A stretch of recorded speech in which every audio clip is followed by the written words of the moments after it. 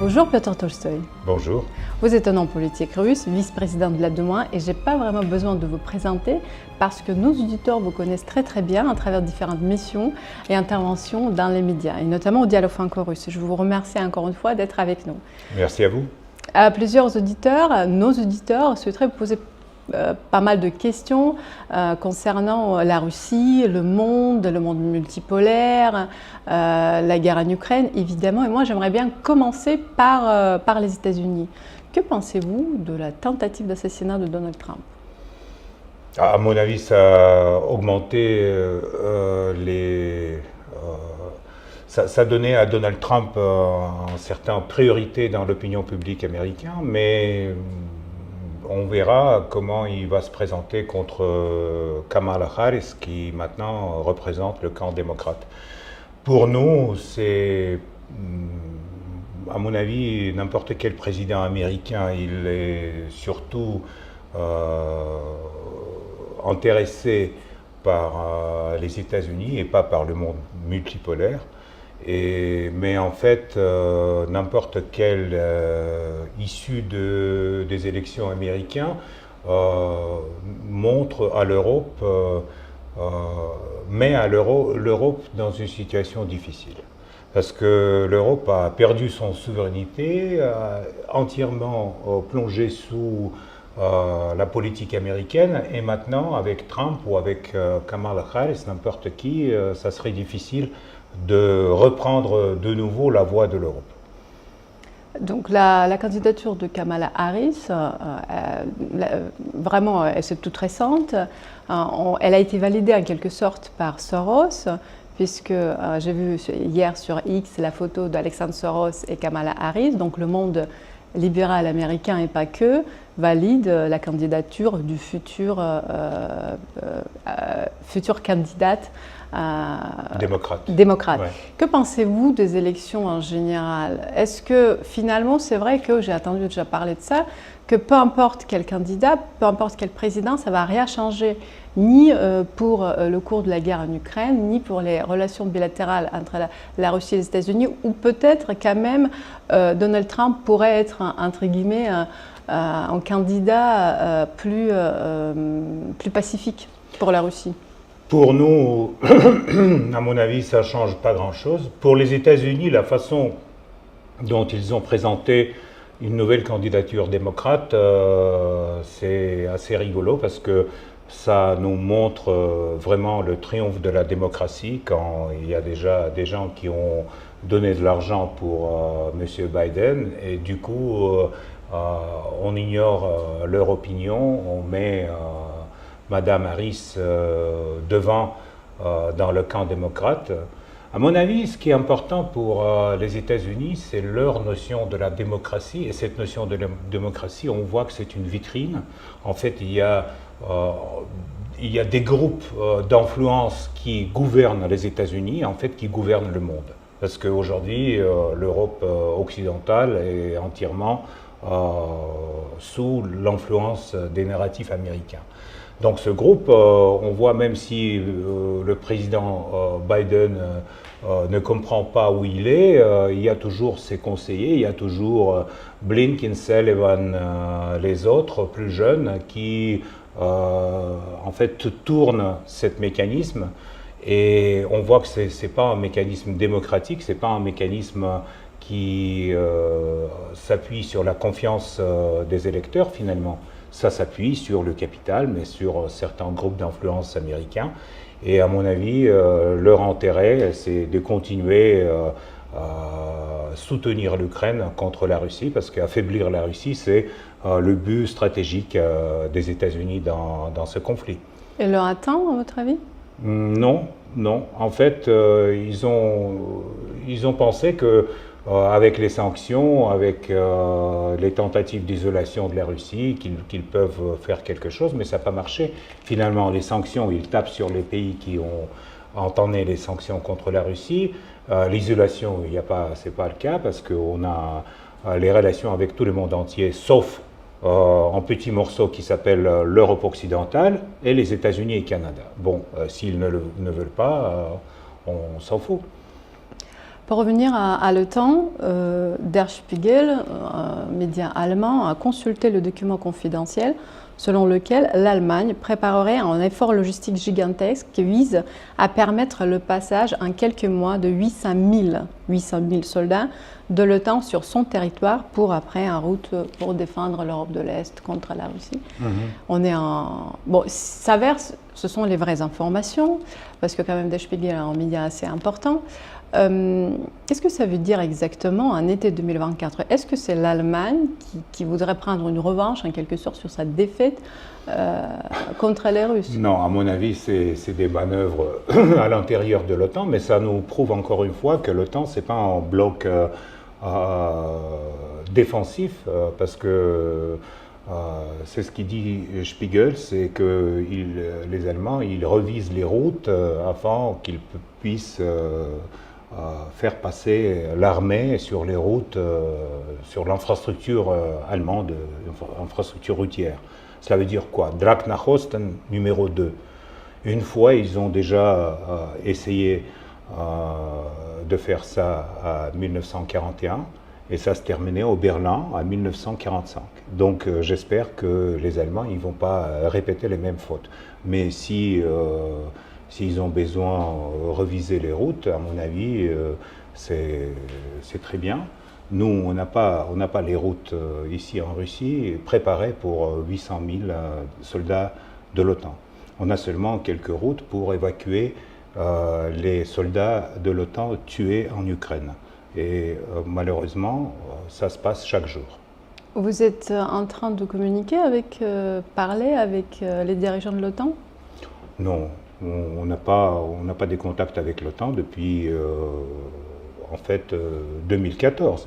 Donc l'OTAN ne veut pas un dialogue avec la Russie et donc toutes les discussions, toutes les communications sur la sécurité européenne sont aujourd'hui interrompues.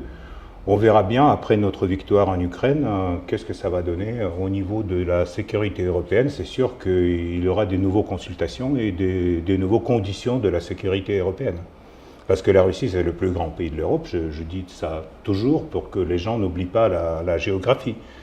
Et le petit morceau de l'Europe qui s'appelle l'Europe occidentale ou l'Union européenne, il ne peut pas dicter sa volonté à n'importe quel pays, surtout à la Russie. Nous avons parlé du président Zelensky quand on s'est vu la dernière fois en novembre 2023. À l'époque, il ne s'agit pas du tout des négociations. On sait très bien qu'elles ont été sabotées en mars 2022 notamment. Après, il y a un mois, 2 mois, le fameux sommet pour la paix, mais sans la Russie. Et aujourd'hui, apparemment, Zelensky est prêt à négocier avec la Russie.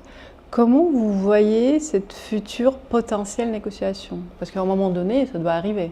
D'abord, Zelensky et compagnie, ils ont voté la loi qui leur interdit toute négociation avec la Russie.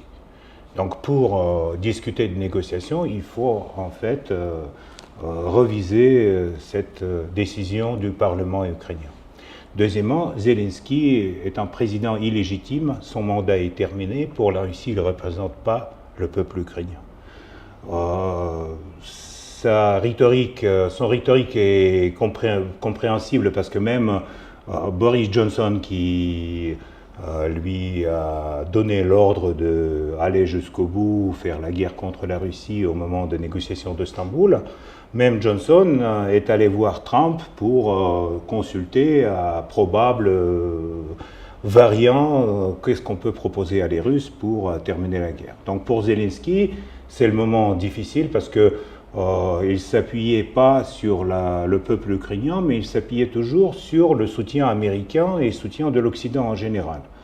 Aujourd'hui, on voit que ce soutien n'est plus là, donc il est un peu dans l'air, et c'est pour ça qu'il commence à dire, voilà, on ne peut pas, cette guerre est très difficile pour l'Ukraine. Évidemment, c'est très difficile. Il y a certains dirigeants européens qui voudraient améliorer et surtout accélérer ce processus de négociation, notamment Viktor Orban qui a fait toute une tournée en faveur de la paix. Est-ce que vous pensez que finalement les personnes comme ça, il y en a plusieurs, ils voudraient également contribuer à être avec la Russie pour négocier? Tout l'effort pour revenir à la diplomatie, c'est bien. Mais nous, on doit d'abord attendre les buts de notre opération militaire spéciale. Deuxièmement, malheureusement, je dois constater que les leaders européens n'ont pas ni le mandat ni la souveraineté pour négocier la paix du côté de l'Ukraine ou de la Russie.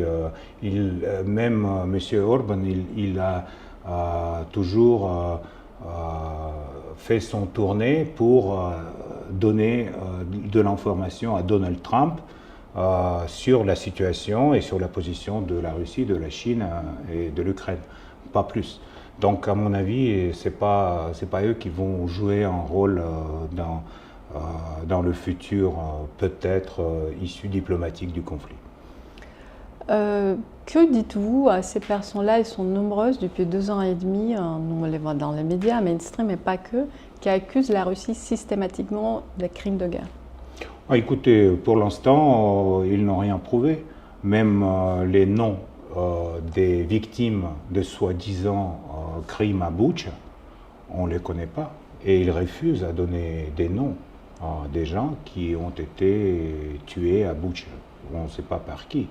Mais dans toutes les accusations des crimes de guerre, ça fait partie d'une campagne de propagande anti-russe qui aujourd'hui domine dans les médias occidentaux. On a le temps devant nous, donc peut-être dans 5 ans, dans 10 ans, ça va passer. C'est comme une maladie. On ne peut pas faire un traitement à un malade et discuter sérieusement. Il faut d'abord qu'il guérisse. Vous êtes d'accord avec le président Poutine qui a dit, je pense que c'était dans son interview avec Tucker Carlson, que finalement on vit, les Russes et les Ukrainiens vivent une vraie guerre civile? C'est pour la première fois peut-être qu'il a utilisé ce terme. Pour nous c'est une situation très difficile, mais ce n'est pas pour la première fois en Europe de l'Est que, par exemple, regardez le conflit entre les Serbes et les Croates dans les années 90. Quand l'Occident a accusé les Serbes qui sont mauvais et les Croates et les Bosniaques qui sont très bons. Et ils ont même construit le tribunal à La Haye. Donc il y en a plein d'exemples comme ça, des peuples qui sont très proches et qui font la guerre à cause de la participation de l'Occident. S'il n'y avait pas un soutien de l'Occident au régime ukrainien, il n'y aura pas cette guerre, il n'y aura pas des victimes, etc. Et ce n'est pas l'agression russe, comme on dit dans les médias, c'est l'agression de l'Occident qui a commencé avec le coup d'État à 2014. Pour nous, c'est comme ça. Et donc, nous sommes en train de terminer la situation, pas commencer. Donc, on espère qu'au moment quand on va atteindre les buts de l'opération spéciale, on aura la paix entre les Russes et les Ukrainiens. Et bien sûr, pour nous, c'est presque une guerre civile, oui. Est-ce que vous avez les chiffres en tête de tous ces Russes qui sont partis au début du conflit? Je sais qu'ils reviennent. En fait, ils ne sont pas considérés, entre guillemets, on m'a demandé est-ce que les Russes peuvent rentrer, ceux qui sont partis au début peuvent rentrer calmement en Russie et continuer à travailler, etc. Vous le confirmez qu'effectivement, les gens partent, les gens sortent et ils vivent une vie quotidienne normale? Oui, bien sûr, mais je peux dire que d'après les données du gouvernement sur les spécialistes dans Haïti, nous avons les chiffres. C'est 80% qui sont revenus en Russie et travaillent aujourd'hui en Russie, qui ont passé en Géorgie, en Arménie, en Serbie, dans d'autres pays.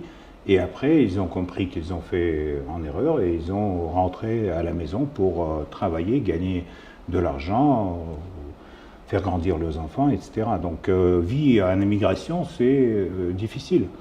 Mais ceux qui sont partis et qui ne veulent pas revenir, très bien, ils vont travailler ailleurs, ils vont travailler dans d'autres pays, il n'y a aucun problème. Est-ce que les dirigeants européens font semblant de ne pas comprendre les exigences sécuritaires russes? Bien sûr, ils ne veulent pas comprendre et ils ne veulent pas même discuter.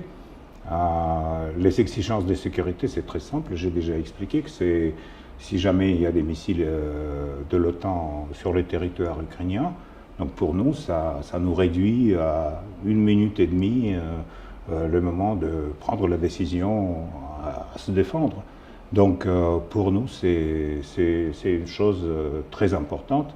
Et aujourd'hui, nous ne voulons pas le territoire ukrainien, nous voulons la sécurité de la Russie. C'est tout. Est-ce que nous avons atteint la ligne rouge dans cette confrontation? Toutes les discussions sur les lignes rouges, c'est relatif, parce qu'aujourd'hui, la ligne rouge est là, après il est là, donc à chaque fois, on attend beaucoup de déclarations sur les lignes rouges. Mais je peux dire que les Russes, ils ont beaucoup de patience, mais pas autant que pensent certains leaders européens. Donc il faut quand même comprendre que la Russie peut répondre et peut faire la guerre comme, par exemple, les Européens et les Américains, ils ont fait en Irak ou en Libye. On ne fait pas ça en Ukraine, mais on peut le faire. Et à ce moment-là, l'infrastructure routière allemande ne sera pas prête.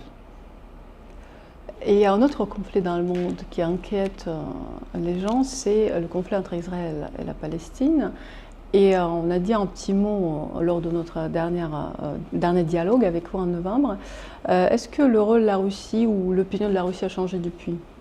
Non, en fait, nous sommes contre les doubles standards qui sont en fait les mêmes pour le conflit en Palestine et Israël et pour le conflit Russie-Ukraine aussi.